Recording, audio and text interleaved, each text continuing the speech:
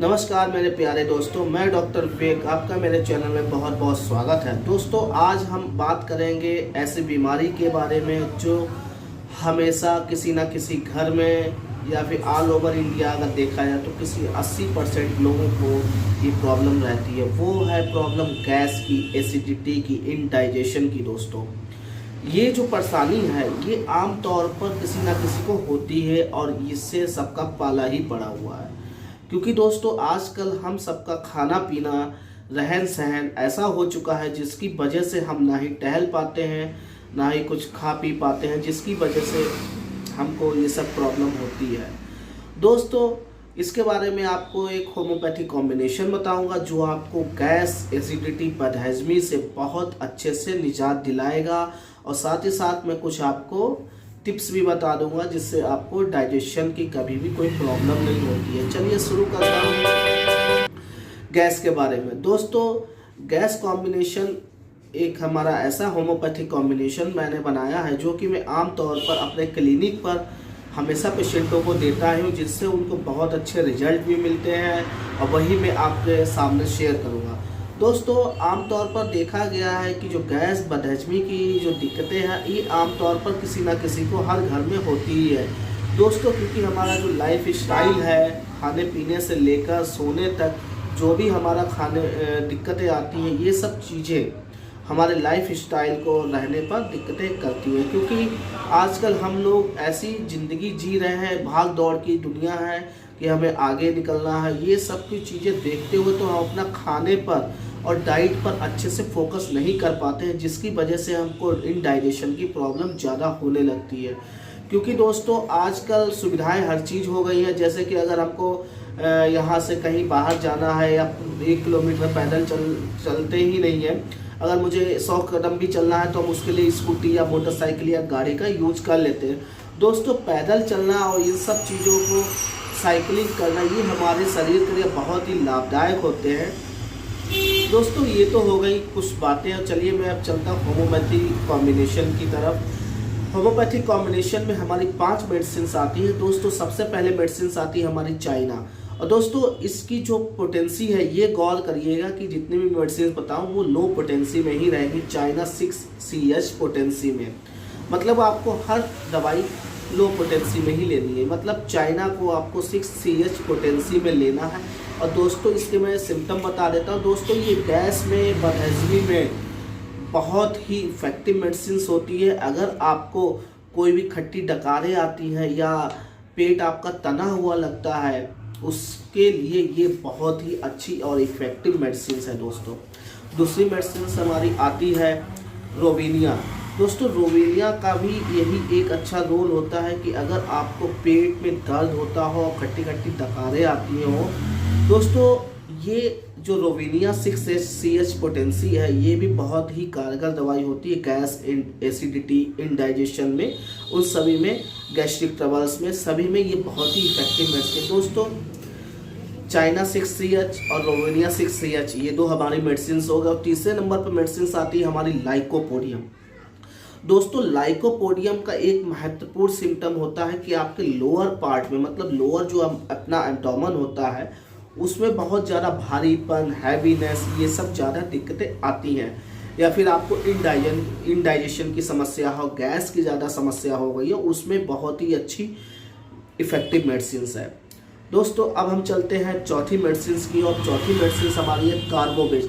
दोस्तों, कार्बोवेज के बारे में सभी लोग जानते हैं और नहीं जानते उसको मैं आज बता देता हूं कि कार्बोवेज अगर आपको अपर एब्डोमेन में, मतलब आपको ये ऊपर जो अम्बलाइकस से ऊपर होता है उसको हम अपर पार्ट बोलते हैं, अम्बलाइकस के जो नीचे होता है उसको लोअर पार्ट बोलते हैं।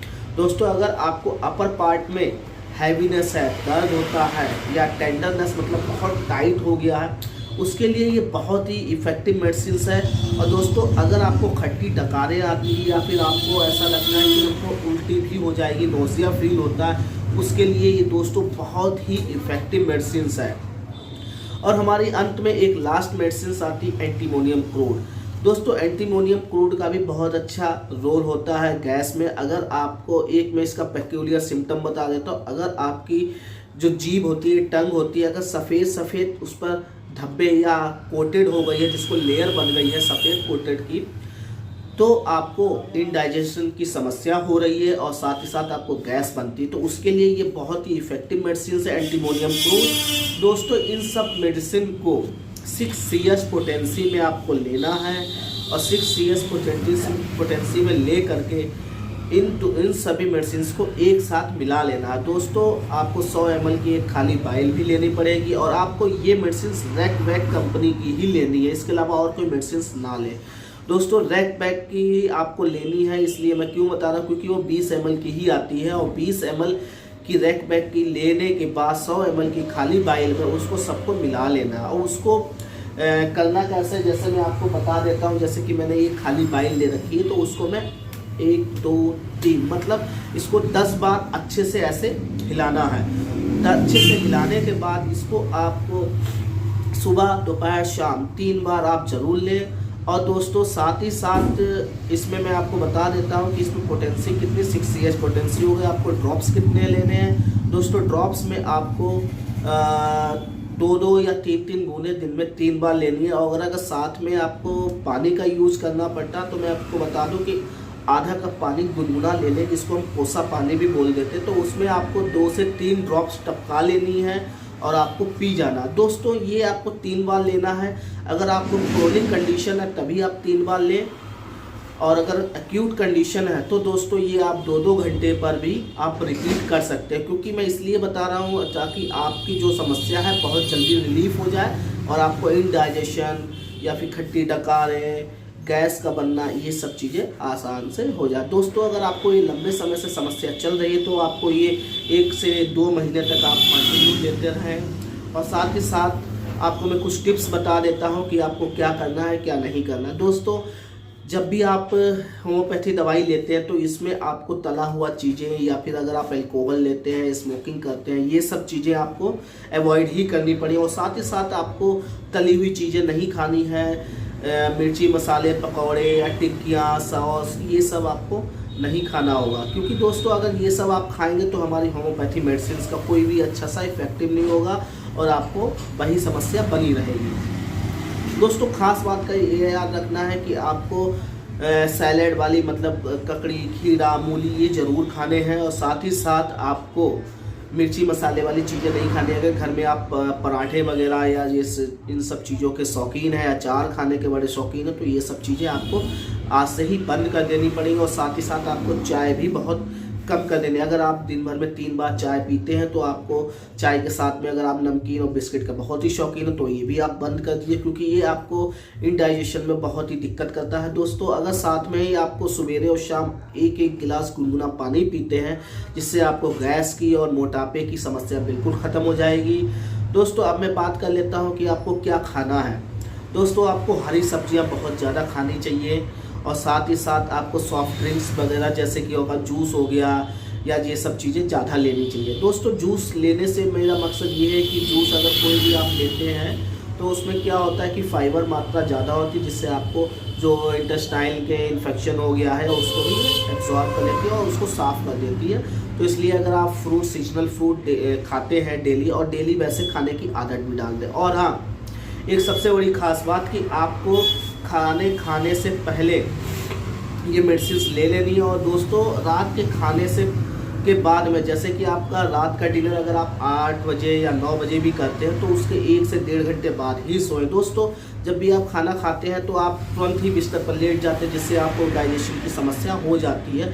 तो इसलिए मेरी एडवाइस यही है कि आप खाना खाने के कम से कम बाद 500 कदम जरूर चलें, क्योंकि अगर आप चलते नहीं हैं तो आप जायज़ सी बात है आपको डाइजेशन की समस्या हो जाएगी।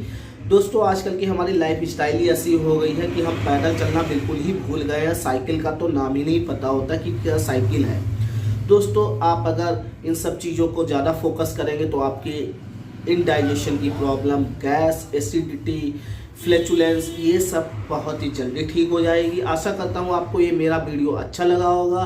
तो दोस्तों मेरे वीडियो को लाइक कर दें, शेयर कर दें और साथ ही साथ सब्सक्राइब कर दें। और दोस्तों मैं ऐसे ही नए वीडियो बनाता रहता हूँ आपके डिजीज़ को लेकर, आपकी बीमारियों को लेकर, और उसके साथ में मैं होम्योपैथी आपको मेडिसिन भी बताता हूँ, साथ ही कुछ टिप्स भी दे देता हूँ जिससे आपकी आगे की समस्या ना हो। आशा करता हूँ दोस्तों आपको ये मेरा वीडियो अच्छा लगेगा और इसको शेयर भी कर दे दोस्तों अपने फ्रेंड सर्किल में या फिर घर परिवार में, आपको इसको आगे शेयर भी कर सकते हैं। Thank you. जय हिंद, जय भारत।